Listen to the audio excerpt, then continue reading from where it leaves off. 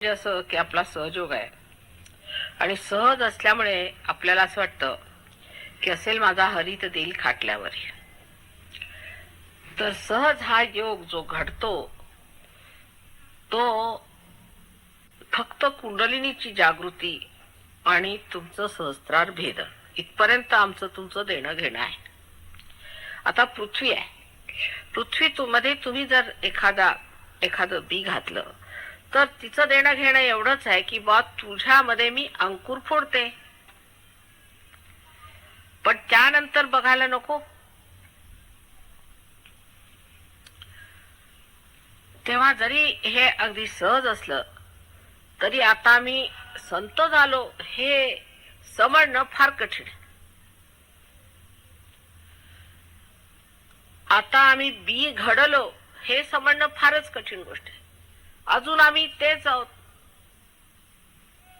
असं सारखं आपल्याला वाटत असतं, किंवा तसं नाही वाटलं तरी आपली वागणूक तशीच असते. तर ती बदलायला पाहिजे आणि समजलं पाहिजे की आता आपण संत झालो. आणि संतांची किती लक्षणं सांगितलेली आहेत रामदास स्वामींनी, प्रत्येकाने सांगितलेली आहेत. त्या संतातली आपल्यामध्ये कोणती लक्षणं आहेत ती पाहिली पाहिजे, तिकडे लक्ष दिलं पाहिजे. ती लक्षणं आपल्यामध्ये दृष्टीगोचर का होत नाहीत, लोक आपल्यामध्ये ते शोधत का नाहीत, ते त्यांना दिसत का नाही, त्याला कारण काय हे पाहिलं पाहिजे.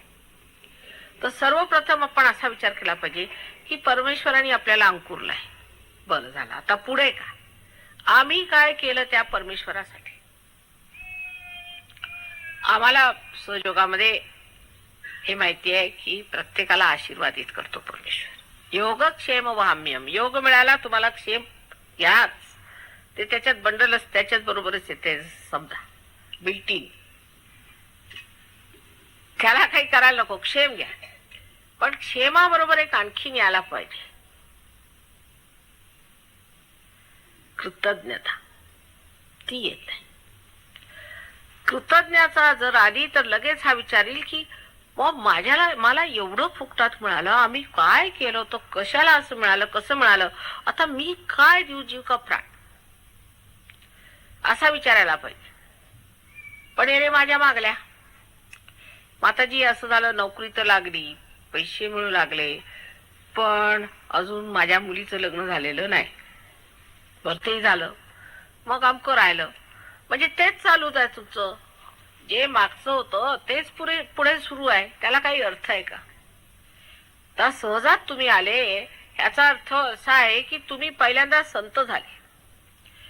आता दुसरा जो शब्द योग आहे त्याच्याकडे लक्ष जर दिलं, योगाला अर्थ दोन आहेत. योग म्हणजे परमेश्वराशी आपला संबंध होणे किंवा शिवाजीवाचा संबंध होणे, त्यांची सांगड बसणे, ते झालं. पण सांगड नाही बसलेली, नुसतं तुमचं संबंध झालेले फक्त, असं समजायचं पहिल्याला. पण योगाला दुसरा अर्थ असा आहे की युक्ती, कौशलम, कुशलता पाहिजे. सहयोगाची तुम्ही युक्ती शिकले का, त्याची कुशलता शिकले का, नाही, मग त्याला काय अर्थ आहे, अर्धवटच झालं ते.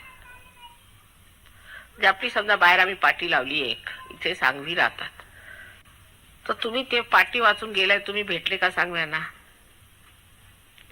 तसलाच हा प्रकार आहे. त्याची जर तुम्हाला कुशलता नाही आली, एखाद्या युनिव्हर्सिटीला तुम्ही गेले, बा आम्ही गेलो तो युनिव्हर्सिटी पाहून आलो, प्रोफेसरांना भेटलो, बरं मग तुम्ही पुढे काय, मग आम्ही झालो की आम्ही ग्रॅज्युएट आहोत, कसं नाही, म्हणजे आम्ही जाऊन आलो तो म्हणून. आपल्याकडे इंग्लंडला कुणी जाऊन यायचा काही केलं नाही तिकडे, तसंच आला परत, आपण म्हणतो ना झक मारून, तरी त्याला इंग्लंड रिटर्न आपण म्हणत असतो. तसलाच प्रकार आहे सहयोगी. आम्ही सहयोगी सहयोगी सहयोगी, बरं का. मग ह्या बोटाला काय अर्थ आहे, इकडे जळलं म्हणजे काय होतं ते माहित नाही बा, आम्ही सहयोगी होतो, बिल्ले लावून आम्ही सहयोगी झालो, तसं सहयोगात होत नाही. काहीतरी व्हावं लागतं आणि त्यासाठी काहीतरी करावं लागतं. आणि त्या करण्यामध्ये एक गोष्ट लक्षात ठेवली पाहिजे की काही काही गोष्टींचा त्याग करावा लागतो. त्यातला एक त्याग आपण नेहमीच करतो, म्हणजे बुद्धीचा त्याग, तो नको, ते सोडू, पुढचं बोलायचं. बुद्धीचा त्याग करून मोकळं व्हायचं आणि मग म्हणायचं सहयोगाने आमची वाट लावली. तर ते एक सोडून बाकी जर त्यागाकडे दृष्टी असली, आम्ही काय सोडलं, जे बेकार होतं ते सोडलं, त्याला काही अर्थ नव्हता ते सोडलं, असा विचार करायचा. जसे ते हरिरामाचे लोक आले, मला म्हणायला आले तुम्ही एवढे श्रीमंतीत बसलेले, आता ते माझ्या नवऱ्याच आहे सगळं, मी तरी काय करू, तुम्ही एवढे श्रीमंतीत बसलेली आणि तुम्ही काय त्याग केला, तुम्ही कशा झाल्या म्हणे देवी.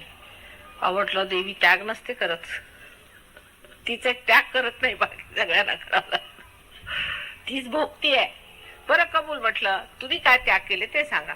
म्हणे आम्ही हे सोडलं, ते सोडलं, ते सोडलं, हे सोडलं. म्हटलं असं का, बरं असं करा, तुम्ही माझ्या घरात किंवा माझ्या अंगावर तुम्हाला कोणचंही जर त्या श्रीकृष्णाच्या पायाच्या धुळी बरोबर किंवा त्याच्या कणा बरोबर एखादं काही मिळालं तर घेऊन जा म्हटलं, तुम्ही ते सांगा, पण ते त्याच्या पायाच्या धुळीच्या कणाबरोबर असायला पाहिजे. तर गडबडले गृहस्थ, तसेच त्यांच्या तोंडावर इतक्या सुरकुत्या होत्या की मोजून घ्याव्यात. आणि म्हणे आम्ही मोठे कृष्ण भक्त. म्हणजे काय, कृष्णाला शोभेल का कृष्ण भक्त, म्हणजे कसे अगदी टवटवीत असायला पाहिजे, बसलेच ना सगळे. तर मी म्हटलं का हो कृष्ण भक्त तुम्ही सांगत का नाही, तर गडबडली. तर काय दिसेच ना, म्हटलं काय तुम्ही मग दगड धोंड्यांचा त्याग केला काय, हे दगड धोंडेच ना, नाही तर काय ती राख तिचा त्याग केला, त्याग कशाचा करायचा, जर काही धरलंच नाही तर त्याग कशाचा करायचा. म्हणजे करायचं काय माणसाने की काही धरायचं नाही. त्याग करायचा म्हणजे काय, धरायचं नाही. हा माझा मुलगा, ही माझी मुलगी, ही माझी नोकरी, हे माझं घर, हे माझं ते, हे माझं ते, हे माझं आणि मी पण सुटलं पाहिजे. आणि हे जोपर्यंत सुटणार नाही सहजयोग जमणार नाही, ते सुटता आलं पाहिजे. आणि ते सोडणं आपल्या महाराष्ट्रात जरा कठीण जातं. पण मुलगा मुलगी म्हणजे जीव का प्राणी, एक डोळा हा दुसरा डोळा तो. त्यांनी म्हातारपणी लाथा मारल्यावर मग लक्षात येतं, अरे बाबा हे काय केलं आपण. सगळं जग तुमचं कुटुंब व्हायला पाहिजे, हे संतांचं लक्षण आहे. माझं पण गेलं पाहिजे, मी पण गेलं पाहिजे. आणि ते जाण्यासाठी आयुष्य आम्ही सहयोगाला वाढून दिलंय, वाहून दिलंय. आता परमेश्वराशिवाय आम्हाला काय करायचंय, आम्ही परमेश्वराच्या कार्यात रत आहोत, आम्हाला टाइम नाही आता दुसऱ्या गोष्टी. आमचं हृदय आम्ही परमेश्वराला वाहिलंय, आम्हाला आता कोणत्याही दुष्ट भावनांना हृदय नाही राहिलेलं. आमच्या बुद्धीत दुसरं काही सुचत नाही, फक्त सहयोग आणि त्या परमेश्वराच्या कार्यासाठी काय करायचं तेच आमच्या डोक्यात विचार चाललेले आहे. आमच्या जेठराग्नीला सुद्धा दुसरं काही पचत नाही. तुम्ही काही बोलू नका दुसरं, बा आम्हाला चालायचंच नाही. परमेश्वराच्या साम्राज्यात बसल्यावर आम्ही दुसरं काय बोलायला तयार नाही, आमच्याजवळ वेळ नाही त्या गोष्टी. असं जेव्हा होईल तेव्हाच ते सुटणार आहे. इतर गोष्टी सुटल्याशिवाय सहयोग जमू शकत नाही. आणि त्या बाबतीत जरा कच्चे होत आपण, त्यामुळे सहयोगी तयार म्हणायला फार कमी. त्याच्यामुळे एका माणसाला सगळं पडतं आणि बाकीची मंडळी नुसती ढम्म बसून राहतात. नसली तरी थोडं बहुत करते, हळूहळू हळूहळू ते वाढत जातं. पण त्याला काय की वाढीला इतकी इंचांनी प्रगती होत आहे की त्यांनी सहयोग कसा फोपावेल हे समजत नाही. कारण इथे काहीतरी व्हावं लागतं. काही प्लास्टिकचं बनवता येत नाही की चला एका मशिनीत घातले माताजींनी सगळ्यांना, आता तयार करून ठेवले इकडे पुतळे. ते मेलेलं काम आहे, जिवंत कार्य करायचं म्हणजे त्याला वेळ लागतोय, मलाही माहितीये. पण जरा जास्तच वेळ लागला म्हणजे जरा असं मग वाटतं की काय करावं आता, कसं करायचं. नाशकाला जरा जास्तच वेळ लागत आहे. आणि इथे भागीरथी धावते. रामानी आणि सीतेनी दोघांनी अनवाणी चालून इकडे पवित्र केलेलं आहे. ही तपोभूमी आहे. सगळे ह्यांना मी सांगते वर्णन करून. त्यात आदिशक्तीवरती गडावरती बसलेले आहेत. सगळं असून इथे सगळ्यात गाडं जे आहे हळू चालत आहे. म्हणजे ज्या रथाला 100 घोडे लावले त्याच्यापेक्षा ते 2 घोडे लावलेलं खच्चर चांगलं चालतंय हे बघून आश्चर्य वाटतं नाही का. ते जी गाडं आहे ते बरं चाललेलं आहे 2 घोड्याचं, आणि हे 100 घोडेवाल्याचं काय झालं काही समजत नाही. आणि केवढी मेहनत घातली तुमच्या पूर्वजांनी इथे, किती साधू संतांनी येऊन इथे आपली मेहनत केलेली आहे ह्या तपोभूमीमध्ये, त्याचा विचार करा. आणि तुम्ही इथे जन्म कशाला घेतला मग, असाही विचार करा की आमचा ह्या नाशकाला जन्म झाला एवढ्या पवित्र भूमीत, आम्ही काय करायचं. नसत्या गोष्टींकडे लक्ष नसलं पाहिजे. नको ते पाहिजे ह्या प्रवृत्त्या सोडून जे हवं तिकडे लक्ष दिलं, समाधानात राहून आम्ही आता परमेश्वराच्या कार्याला लागलोय. हे आयुष्य आमचं परमेश्वरासाठी आहे. हा जो काही आमच्या प्राणाचा दिवा लावलेला आहे तो परमेश्वराच्याच प्रकाशाला पसरवील. अशा उमेदीने तुम्ही जर आलात तर आनंदाच्या सागरात पोहाल. सगळं काही तुमचं बघण्यात येईल. परमेश्वर संबंध क्षेम देईल. त्याच्यावर अत्यंत समाधानात आणि पूर्ण काय झालं, संपूर्ण आपण आटपून घेतला, आता पूर्ण झाला असं तुम्हाला वाटेल.